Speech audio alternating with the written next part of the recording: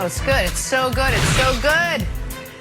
Back here with Coach Eric Mangini, also so good. Packers opened training camp yesterday, Coach, and Aaron Rodgers opened up about just about everything leading up to it. Explained in detail what drove his drama-filled offseason, one in which he actually mulled retirement.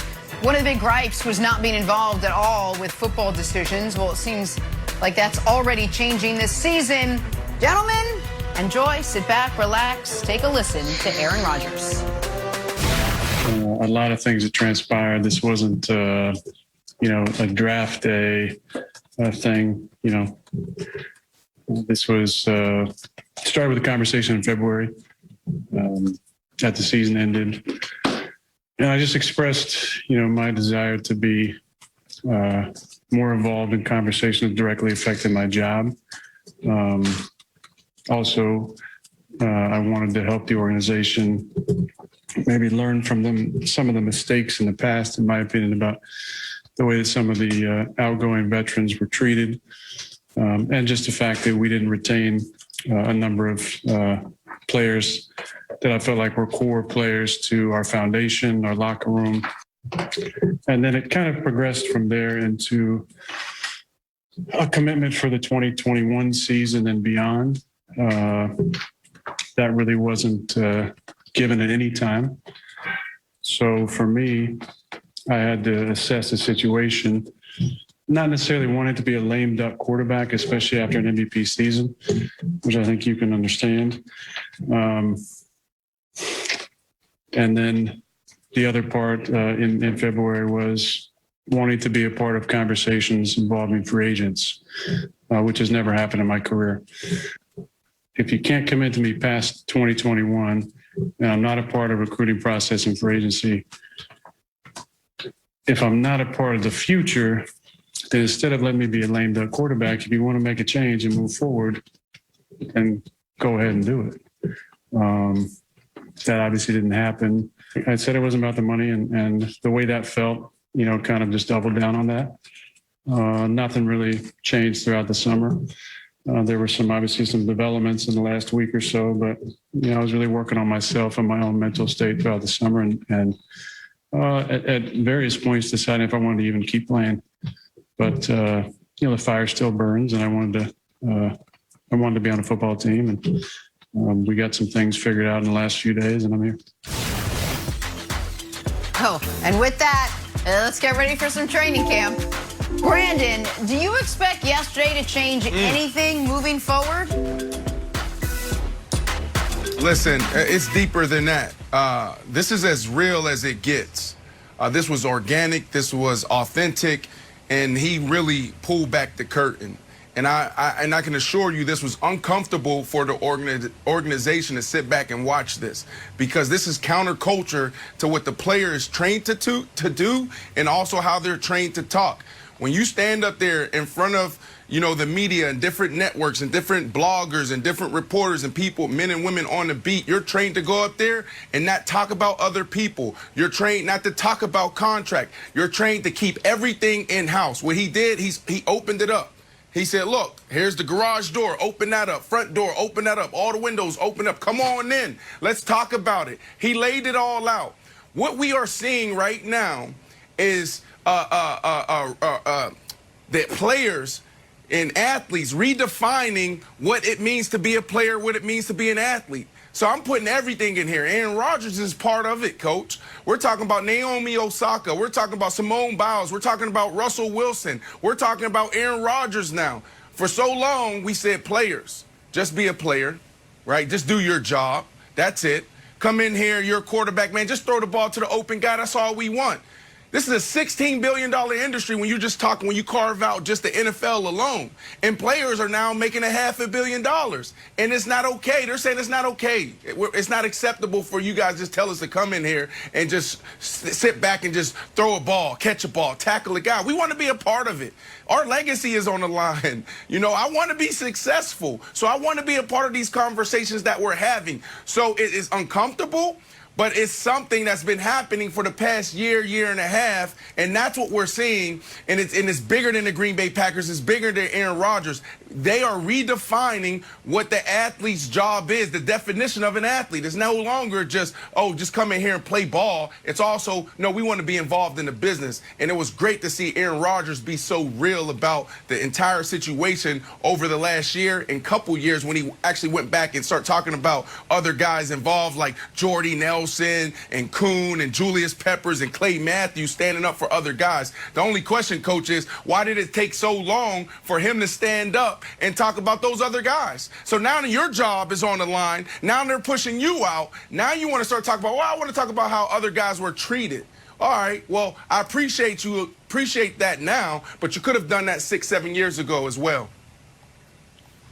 I thought the Davante Adams press conference was real and honest, and he said exactly how he felt and exactly how he wanted. And I didn't have the same sense as I watched this press conference, because as he talked about all the people that left and all the decisions that were made, never once did he say, and I was willing to take less money in order to keep them.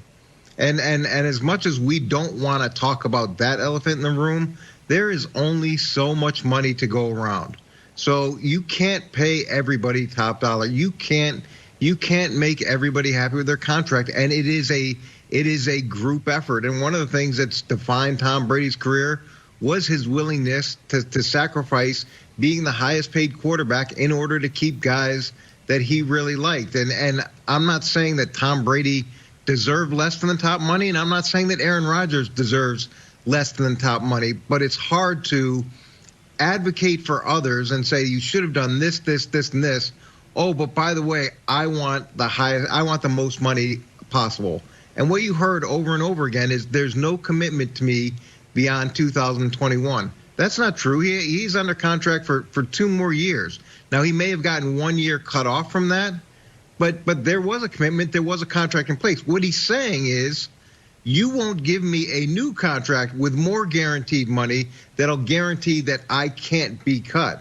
That's the real part that was not said. So there's layers to this.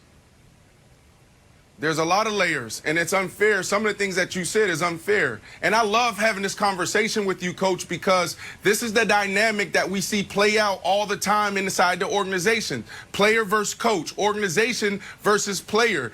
And so I love having this conversation with you because this is what we go through. So for when you talk about a player's contract, it's all about guarantee in the National Football League. So, yeah, his contract was longer than year 21, but at the end of the day, it really doesn't matter because they can cut him and they have nothing.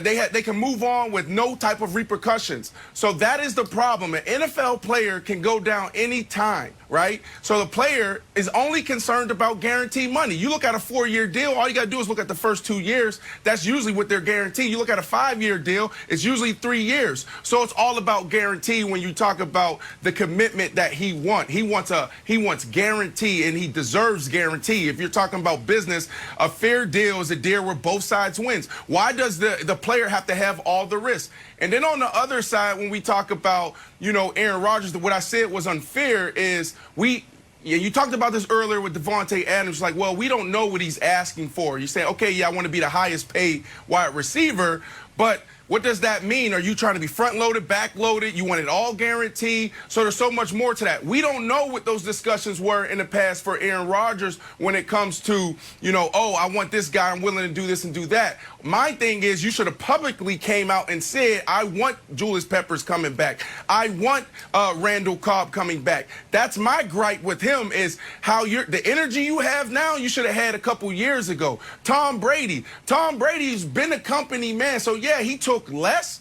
We say that he took less, but at the end of the day, look how Randy Moss left. Randy Moss left, and he was bitter. That was not a good departure with Randy Moss. Edelman, he was underpaid, savagely underpaid. And you also talk about the great Wes Welker. Wes Welker, he was bitter when he left. He was underpaid, and he was devalued at times. So this conversation is, like you said, there's more layers to it, and we can talk about it for days, but it's something that is reshaping when we talk about this conversation between player and organization and how we define what a player and an athlete is. Yeah, there's a lot to unpack here. I don't believe that Aaron Rodgers is asking to be involved in contract negotiations. I don't believe that he wants to be in the draft room. I think he just wants his opinion solicited. And that doesn't mean that the organization necessarily even has to agree or do what he says. But we follow trends, right? And the trend is now, as set by Tom Brady, that your star has input on the situation. And that's actually not just limited to Tampa Bay, because the Chiefs have said that they solicited Patrick Mahomes' opinion. And while Patrick Mahomes is certainly a superstar, he hasn't been in the league as long as Tom Brady. He hasn't been in the league as long as Aaron Rodgers. He hasn't been in the league as long as Russell Wilson. So we're seeing a trend with the top most successful teams soliciting opinions from their star quarterback. Now, whether they actually execute what their star quarterback wants them to do or what their star quarterback suggested them to do, having open communication has a lot of value. And I think that's really what Aaron Rodgers is saying. Also, I think Aaron Rodgers is seeing this from a different perspective now. Why didn't he argue about this before? Why is this the first time in his career he's bringing this up?